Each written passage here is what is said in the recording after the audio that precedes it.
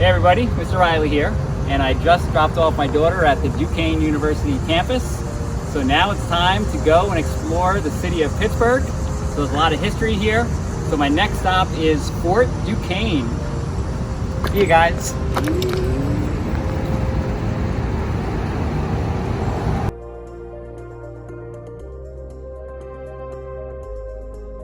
Here I am at the site of Fort Duquesne. So this was constructed in 1754 by the French, right here at the forks of the Ohio River. So nothing is left of the original Fort Duquesne, but you'll see the outline of where the walls were, and it's a relatively small fortification. So the French put a fort right here at the forks of the Ohio because they wanted to connect their Louisiana territory with their Canadian territory, and the Ohio River Valley was the connector between the two. In the 18th century, the British and the French were fierce rivals, and the English had colonies along the Atlantic coast, so their western border backed up with the Ohio River Valley, and it was a setup for conflict. The fight for this land here in the Ohio River Valley will spark a global conflict that will have lasting ramifications. With the French fort set up here in 1754, the English governor of Virginia sent a young lieutenant by the name of George Washington to try to persuade the French to leave this area. George Washington will lead troops from Virginia up near to this area, and about 50 miles or so from here, he's going to encounter some French resistance, and he's going to have to build a fort called Fort Necessity. Washington is forced to surrender his fort called Fort Necessity, and in the surrender papers, he mistakenly or unwittingly signed off for a confession of killing a French diplomat, which is going to spark retribution from the French, and this small spark will lead to what we call the French and Indian War, or in Europe they call the 7 Years' War. Native Americans are going to be drawn into this fight between the English and the French, and most will align themselves with the French.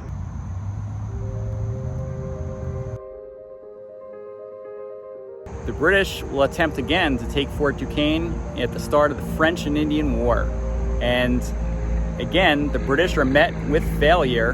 This time it was General Braddock who was marching towards Fort Duquesne when he was ambushed by the French and their Native American allies, and George Washington had to step up and order a retreat along the river to get back to safety. So in the French and Indian War, the British are now over 2 in trying to take Fort Duquesne. But in England, there's a new Prime Minister by the name of William Pitt, and he is determined to win this war in America. In 1758, the British are led by General John Forbes, and they lead 8,000 men from Philadelphia, and they create a road straight to Duquesne. This time, the French know that they're outnumbered by 10-1, so they decide to destroy this fort and run for the hills. So General Forbes is able to take the fort, and he is now going to call it Fort Pitt. Not much of Fort Pitt remains, and just like in Fort Duquesne, what they did was they created an outline of the fort so you can see the outline of where it was, but you're gonna have to use your imagination.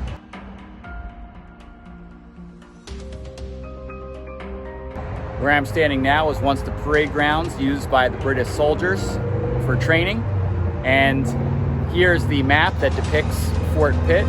You'll see that here is where the rivers meet, and this is where Fort Duquesne originally was, and then Fort Pitt is a much larger fortification, and this will be set up to control trade and to regulate this Ohio River Valley. So this was the largest fort in this area and one of the largest British forts in North America, and it was critical for the British to control all this land.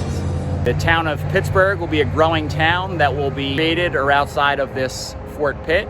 And to feed the many people coming in, you have the King's Gardens, which were located right behind the fort here. And this was where they would grow crops to feed the troops and to feed the people of Pittsburgh.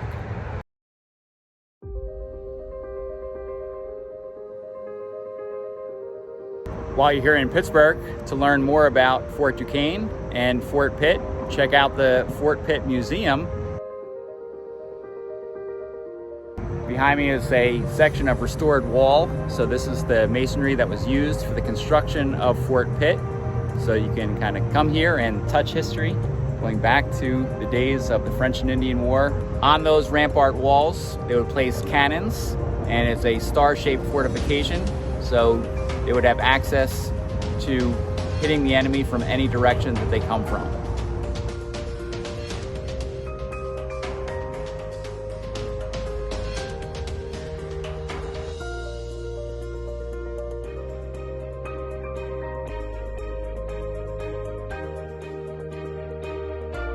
So behind me is some of the sections of Fort Pitt that still remain, and they've been changed over the years, but you still see some of the earthen ruins from the time of the French and Indian War when this fort was constructed. And this is where the cannons would be placed, and you see the depressions that are still left over 250 years later. Around the fort and up on the hills here, they would post redoubts, so then they would have a part of a bigger defense system where they would have the main fortification, and then there were to be these outside redoubts. So even in the midst of this urban landscape with lots of renewal, you still get to see the geography and you get to see the original outline of the fort. So it still is pretty awe-inspiring to come here and see the site for yourself.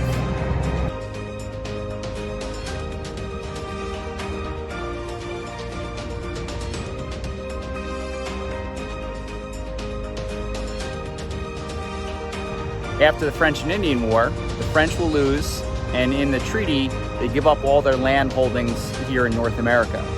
England now has access to all this land, and the colonists are going to be heading west into this Ohio River Valley, setting up more conflict between the colonists and Native Americans. A war will ensue called Pontiac's War, and that's where England is now being forced to defend the colonists' land interests. So they come up with a proclamation of 1763 that forbids colonists from crossing into the Ohio River Valley. Although this proclamation will be mostly ignored by the land-hungry colonists, it is going to be one of the causes of eventually the American Revolution, because telling the colonists not to cross into lands that they fought for in the French and Indian War is not going to go well with the colonists.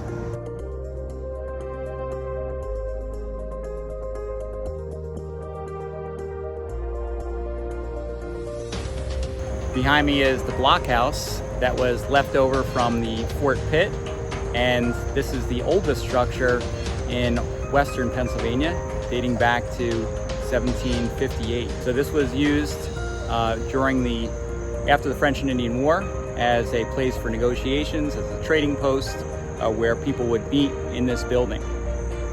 In the American Revolution, this fort was then taken by the Patriots in the area, and this was the westernmost point of the Continental Army.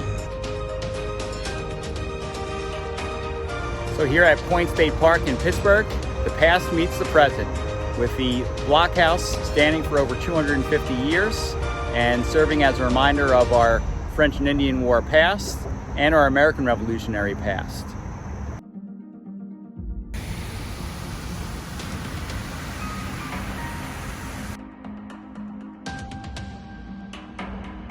Okay, so I'm here at the point where the two rivers converge. You have the Monongahela coming from West Virginia. You have the Allegheny River coming from New York, and it meets where the Ohio River starts here and will head all the way to the Mississippi River And then from the Mississippi, you can go all the way down to New Orleans. So rivers are the arteries of civilizations. Pittsburgh will be known as the gateway to the west. So you can take the Ohio westward, and that's where many Americans, as we became a country, decided to move farther and farther west, bringing change and conflict along the way. All right, now we're gonna get an aerial view of Pittsburgh by taking the old Duquesne incline trolley.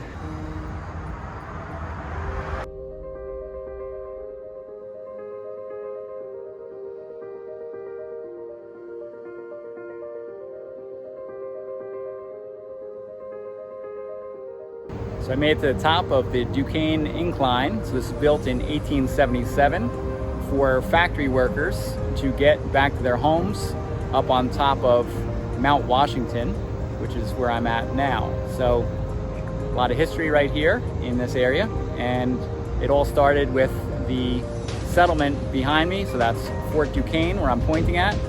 And then when the British took over, it became Fort Pitt, which is right behind it, and it was enlarged. And then during the American Revolution, this was the western outpost for the Continental Army. And this is the gateway to the west. So this is where the Ohio River is coming in and going west. So we have the Monongahela River and the Allegheny River. And right about here is where the two rivers converge to form the Ohio River.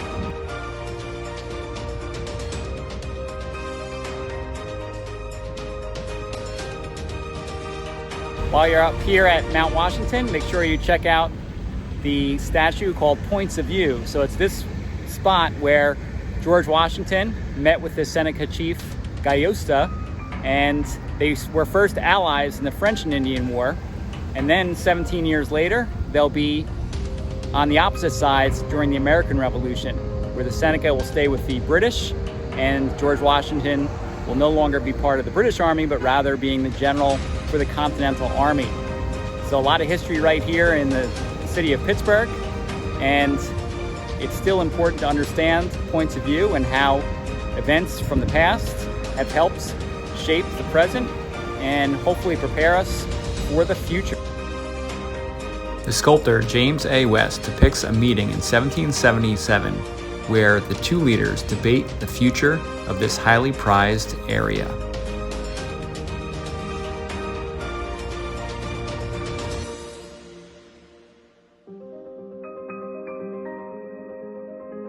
All right, so while you're in Pittsburgh, if you really want to check out the rivers, you can rent a kayak. So I'm on the Allegheny River, and if I keep rowing, this will take me to the Ohio. And if I'm feeling really ambitious, I can take the Ohio all the way to the Mississippi and then down to the Gulf of Mexico. So that's it from me here in Pittsburgh. So hopefully you learned a little bit about the city and its history. So let the river take you where it may, and keep living history.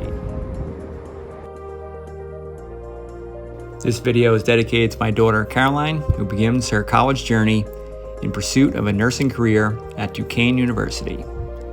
We always have your back. Go Dukes.